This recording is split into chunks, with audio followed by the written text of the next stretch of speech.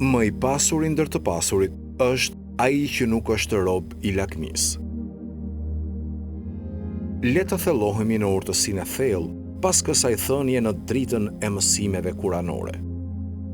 Allahu vazhdimisht paralajmëron kundër natyrës shkatruese të lakmisë dhe dashurisë për pasuritë e kësaj bote.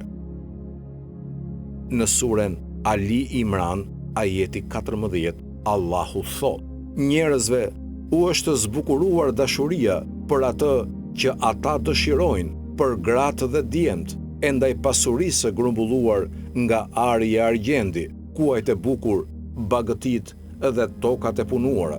Këto janë kënaqësi të kësaj bote, por tek Allahu është kthimi në të mirë. Ky ajet na kujton se megjithse joshja e pasurisë dhe të mirave materiale mund të jetë joshëse, por pasuria e vërtet qëndron në kënaqësinë e zemrës dhe shkëputjen nga dëshirat e kësaj bote.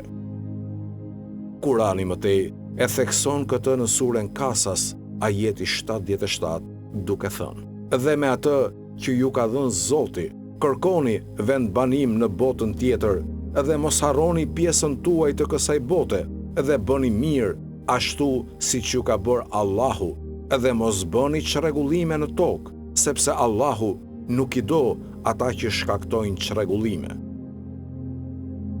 Këtu, Allahu na inkurajon që të përpiqemi për vendbanimin e përjetshëm, duke mos lënë pas dore përgjegjësitë tona në këtë botë. Është thelbësore të vendoset një baraspeshë midis kërkimeve të kësaj bote dhe zhvillimit shpirtëror, pa ju nështruar lakmisë së pangopur që mund të na prish zemrat dhe të na çojë në rrugë të gabuar.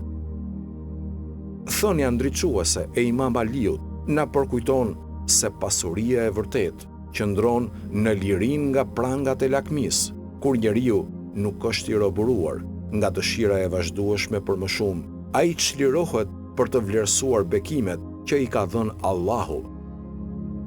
Kjo liri i lejon individët të përqendrohen në veprat e mirësisë, bamirësisë dhe vetmohimit, të cilat janë masat e vërteta të pasurisë në sytë e Allahut. Vet Imam Aliu e ilustron këtë cilësi përmes diturisë dhe urtësisë së tij të pamas. Shkëputja e tij nga pasuritë e kësaj bote dhe përkushtimi i tij për të shërbyer Allahut dhe komunitetit musliman janë të njohura. Theksimi i tij mbi rëndësinë e vetmohimit dhe kënaqësisë shërben si një përkujtese e përjetshme për muslimanët që të japin përparësi zhvillimit shpirtëror mbi akumulimin material. Pasojat e të qenit i burgosur i lakmisë janë të shumëfishta. Ajo çon në një pakënaqësi të vazhdueshme me gjendjen aktuale të dikujt, gjithmonë të etur për më shumë dhe duke mos gjetur kurrë për mbushje të vërtetë. Lakmia mund të çojë gjithashtu në sjellje jo etike, pasi individët mund të përdorin pandershmëri, shfrytëzim ose grumbullim të pasurisë në kurrizat të tjerëve.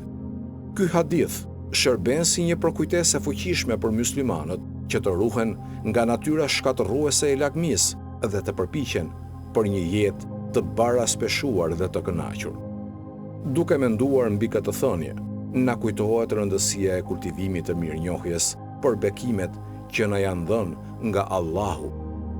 Duke njohur burimin e vërtet të pasurisë sonë dhe duke pranuar se ushqimi ynë është në duart e tij, ne mund të çlirohemi nga zinxhirët e lakmisë dhe të gjejmë kënaqësi në pasurinë e besimit dhe drejtësisë.